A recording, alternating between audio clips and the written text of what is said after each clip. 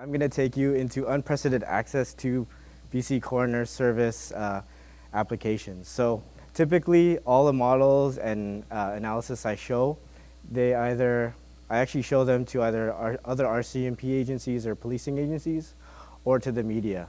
So the stuff you see is kind of an inside look at what we do in terms of analysis.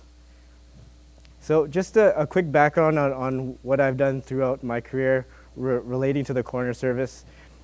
2006, I was a customs, CBSA customs agent with the Canada Border Services Agency. So I have arrested a person before. So after that, I did a co-op with the Provincial Emergency Program. I did a lot of flood mapping, flood analysis with the BC government. And you'll see how that ties in later with what I do now with the Coroner Service. And most recently, I worked with the RCMP's Integrated Security Unit, and we collected critical infrastructure data and municipal data, all to secure the 2010 Olympics, which went well.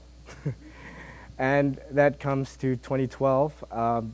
This is when I got a full-time position with the BC Coroner Service to set up an analytical system for solving cases. So who here is familiar with the BC Coroner Service or knows what the Coroner Service does? Can I get a hand? Like, do people know what a coroner is? Yes? Okay, so in BC we have a lay coroner system. So not all of our coroners here in BC have medical degrees, but we do have a kind of a holistic system where we have different experts analyzing all of our coroner cases. But here in BC, the BC Coroner Service, we investigate all unnatural, sudden, unexpected, unexplained, and unattended deaths. So that's just a quick line summarizing what the Coroner Service does, and basically the how, when, where, and what means the deceased died. Once that's completed, a coroner report determines the classification of death. So after every death that the BC Coroner Service investigates, there is a classification of either natural, accidental, suicide, homicide, and undetermined. So today I'm going to break down stats, not for this year, because if I broke down stats for this year, some of the cases aren't solved. So I'm going to look back a few years, and we'll look at some of the stats that we can aggregate and dissect, and you'll get a better understanding of how we do business. So in 2011, the BC Coroner Service investigated 7,828 deaths. So I'll get you guys involved, and let's do some trivia. Okay, so we do have some treats. I have some treats here. I have some Kit Kats. Whoever answers it, puts their hands up first and gets the correct answer gets a Kit Kat. So how many suicides were there in 2011? So out of those 7,800 cases, how many suicides were there? So we have a lot of misinterpretations and assumptions about deaths, especially in BC. But I'll break it down to you to actual stats that have been recorded. Okay, so first, E, greater than 600, incorrect. Yes. A, incorrect. Incorrect. Yes. D, correct. 501 to 600. Give that man a Kit Kat. So there were 530 suicide deaths in BC alone. So let that synthesize. There's a lot of misrepresentation. So we'll look at the stats here. So this is what happened in 2011. Very similar to what's happening today. So some of the numbers have fluctuated, but these type of breakdowns still occur. So if you look, suicide deaths are right in the middle. There's a lot more natural. There's accidentals second. Homicides, there's only 115. So if we plot this in a pie chart, bam, there you go.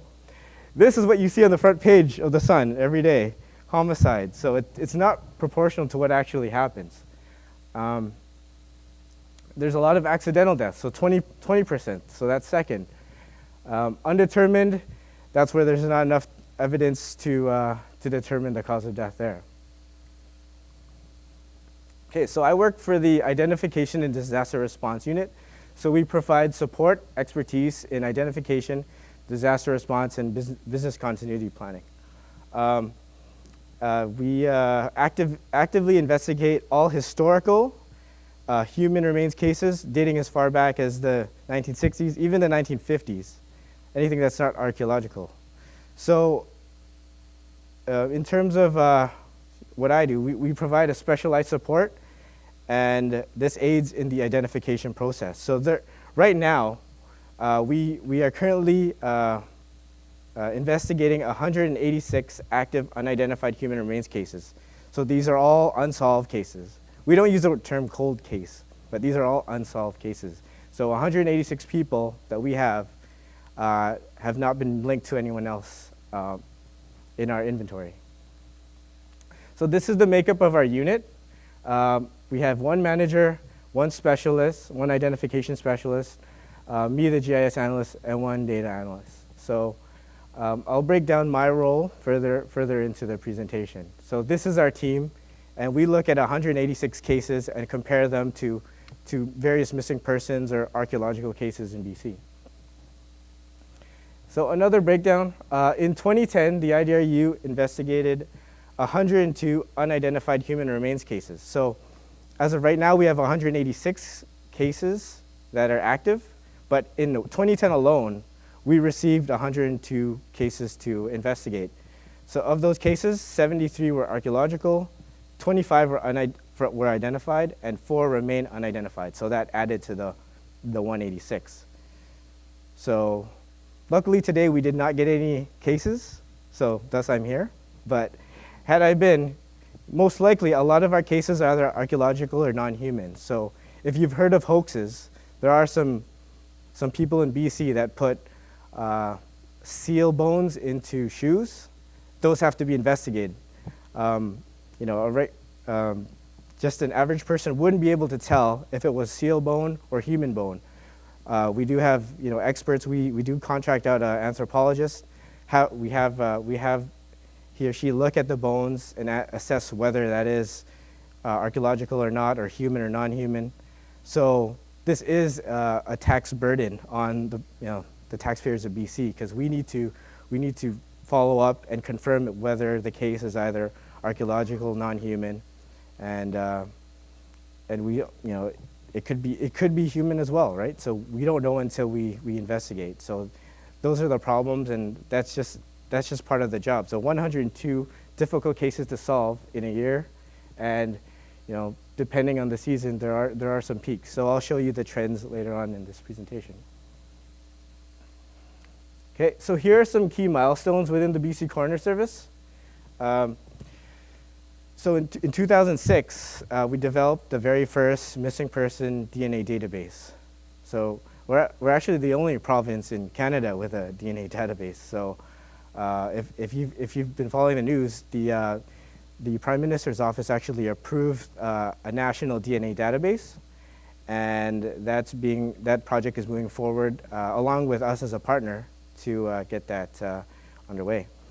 In 2007, the Coroner Service implemented GIS, so spatialized all of our cases. So all unidentified human remains cases and missing persons cases, those were all spatialized and put into a database, and queries were run, and a lot of identifications were made since 2007. And as a result of that, in 2010, our unit won the Regional Premiers Award for Innovation. That comes to today, or last 2013, when I started to move towards safe software, and in particular FME conversion tools, to automate what we did with ESRI. I think that's where GIS is right now. People understand what GIS is, but the desktop applications don't allow us to automate process easily. So FME is a great product, and thank you guys for developing such a robust tool that we could all use. So here's a theoretical model of what our Enhanced Identification GIS model is. So really, the Identification GIS database that I've created, it just basically takes in all the mass amounts of data that we've acquired in order to perform an identification. So one database here, we have a DNA database that gets pulled into FME. We have a dental database that gets pulled into FME. We have a missing persons unidentified bodies. This is a software from Ontario Provincial Police.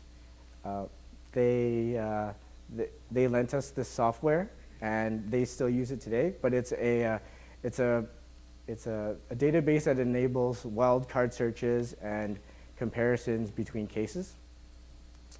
And the last database is the Archaeological database. We have ties with the BC Arc branch, so we work with them to determine where archaeological sites are. So sometimes we do get cases like a skull, and if it was found at a registered archaeological site, that's consistent with findings from our anthropological reports, and that enables us to close cases faster.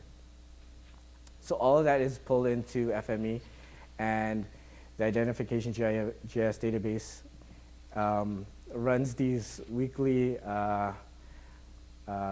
queries and finds potential matches or exclusions between cases.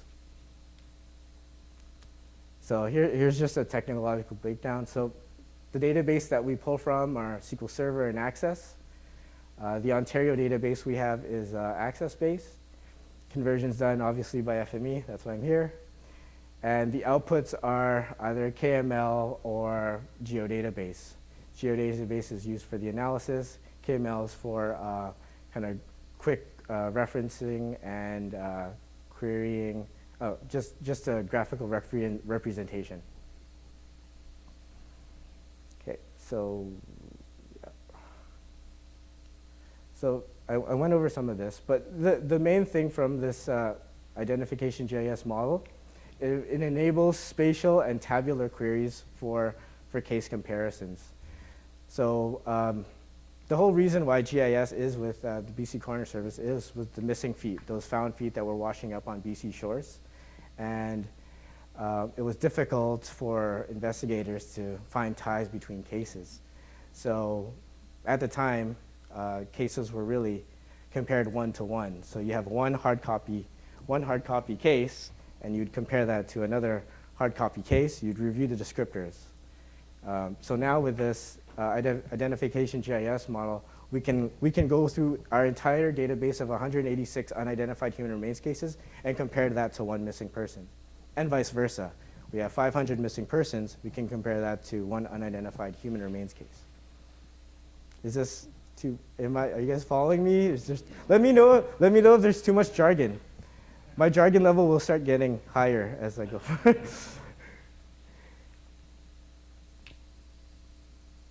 So yeah, some of the advantages: generating leads on unsolved cases, providing instant exclusions on potential matches. It's funny, sometimes you have a new coroner, you have a new RCMP officer in, let's say, Prince George. They just started, but they didn't know that there was another homicide in a similar area. What are they going to do? They're going to review all the missing persons and all the unidentified cases in that area, duplicating work.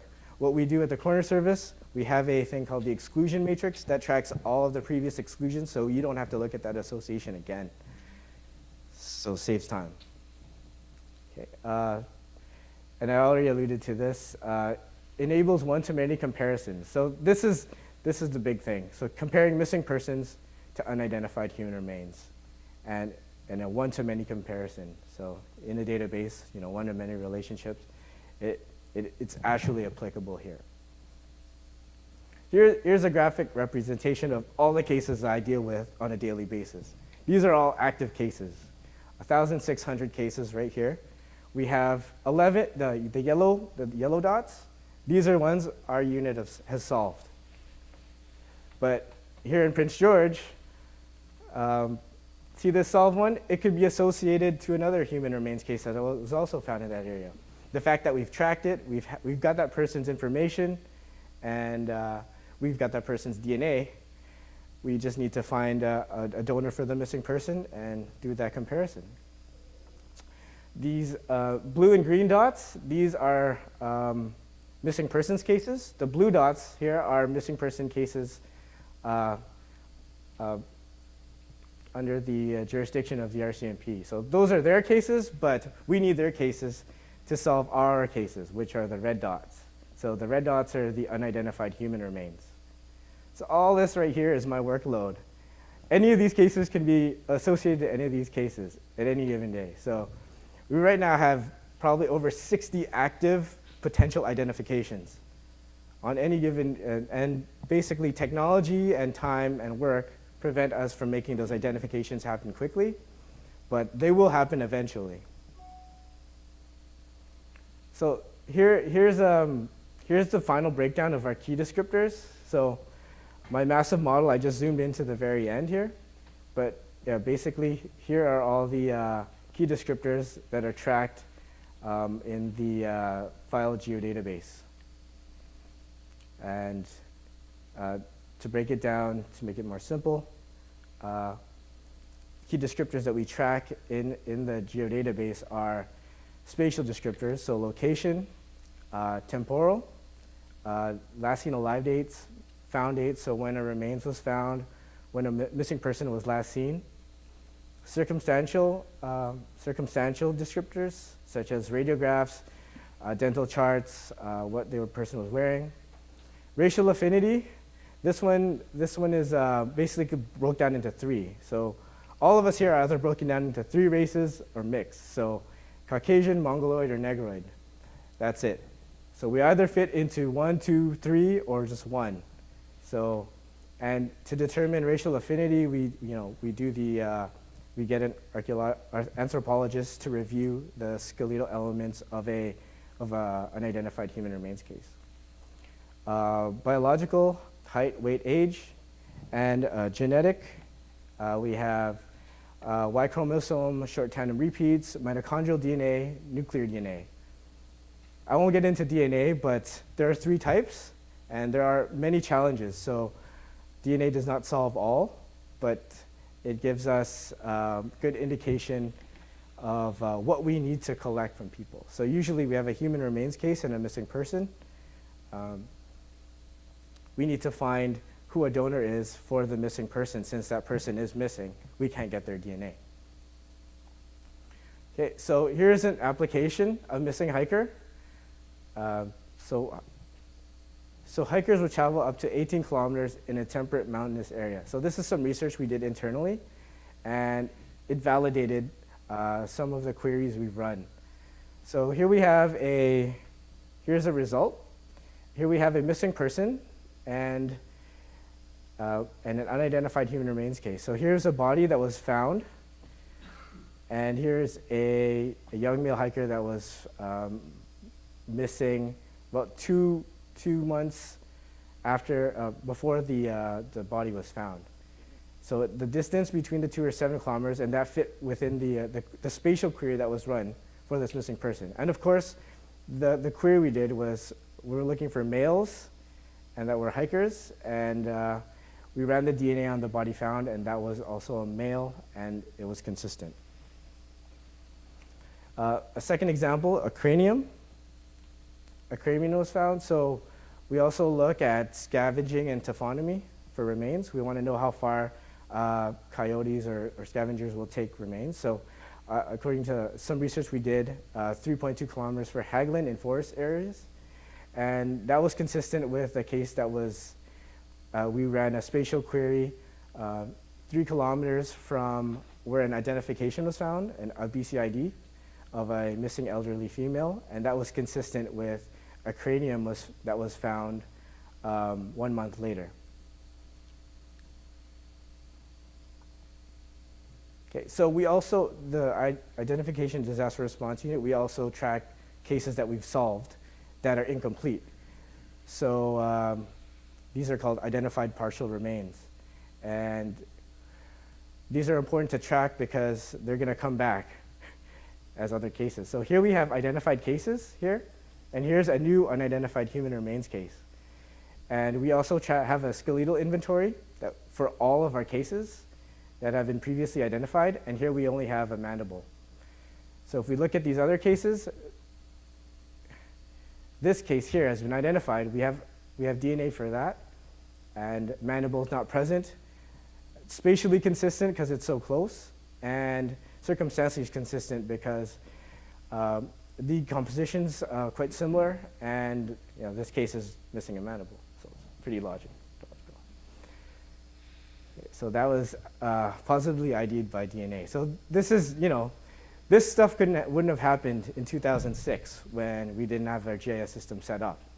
So this model workflow, it works itself. It saves us time and money.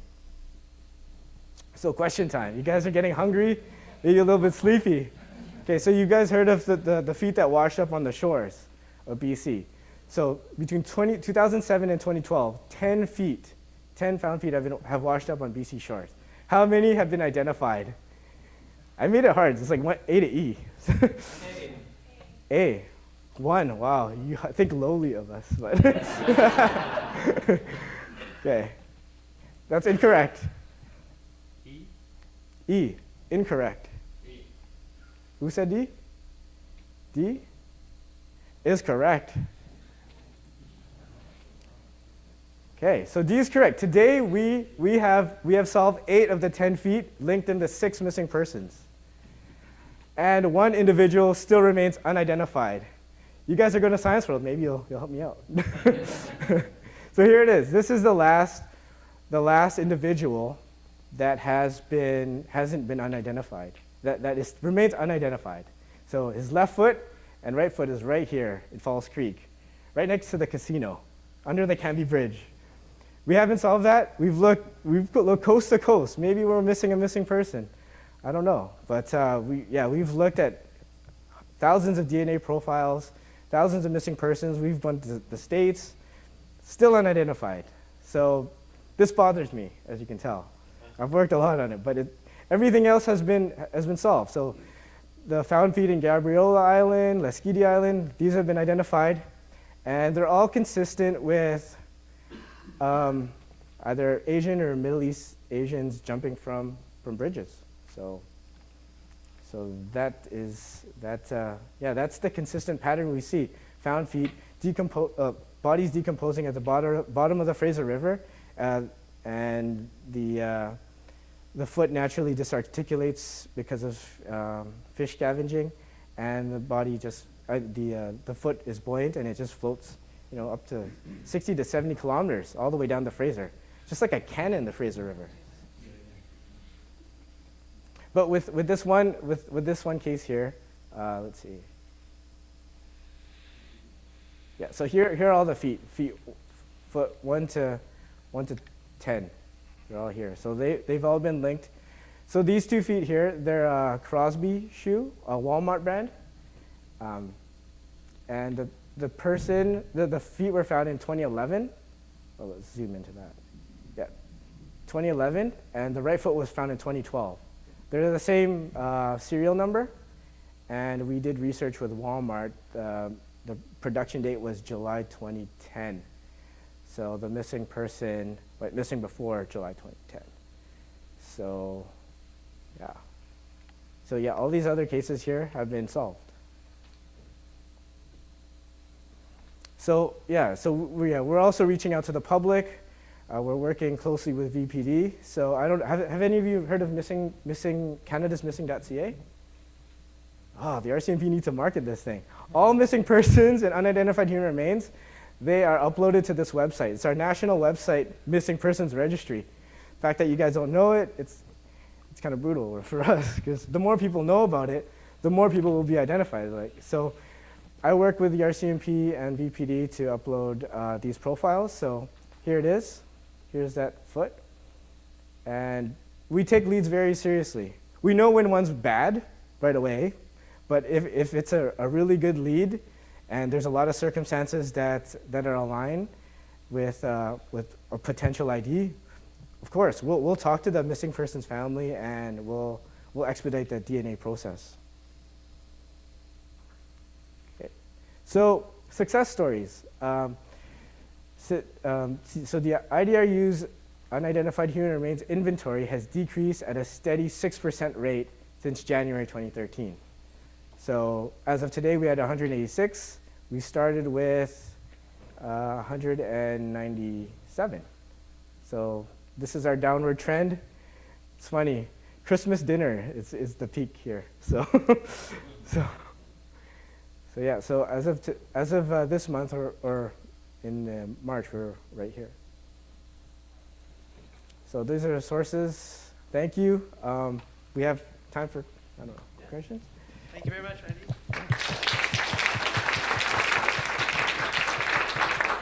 So we have time for some questions. So if anyone has a question. On one of the slides, you had a spatial information and something attached in the attribute with the skeletal remains. Did you do that in Google KML? Yep. How did you attach the information? Linked it to one of our drives. So if you gave that KML to anybody, could they click on the dot and get the information? It works with us because we don't need to share information. So it's more of a security thing to block it off. Do you know if there's a way to have that information stored in there? I think, yeah, you can do relative paths in KML. Yeah. Okay. Thank you. Any other questions? So you're storing DNA in the database. I just wonder what field type you would store it in. Like, it can't be a text field or anything. So. We actually don't draw all the DNA. There's 3 types that I showed you. Right. The primary type we store is track is nuclear DNA, but for identification process, sometimes we want to know if we have a DNA donor, if we have a DNA profile, what's available, and so in that sense, we don't track all of the DNA in our GIS application. We keep the DNA DNA alleles in a DNA database, and that generates matches as well. Okay, so that's got a special data type, I guess, for storing DNA. Yeah. Okay. Well, with DNA, with nuclear DNA, they could just be text. Oh, okay. Yeah. Okay. Yeah. So I'm not even gonna get started with DNA. Oh no, I was just interested. I mean, it's a huge thing. And DNA is pretty much, you know how people are talking about big data? This is the next big data. Yeah.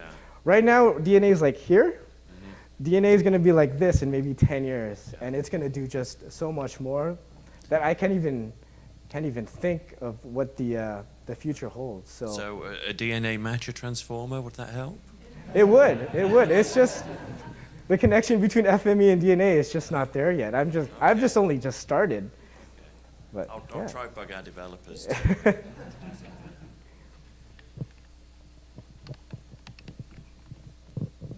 So 2 things. First of all, so it sounds like the real bonus here is just pulling all of this data together and spatializing it and making it available to find those matches.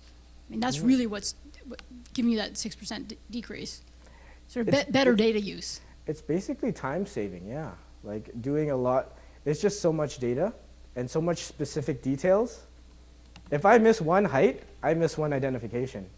So that's where this has enabled, this actual analysis, this model, is only a fraction of what I do at the Coroner Service, but it's just saving me so much more time and giving me, good results. Right. So the other question, let's go back to the feet.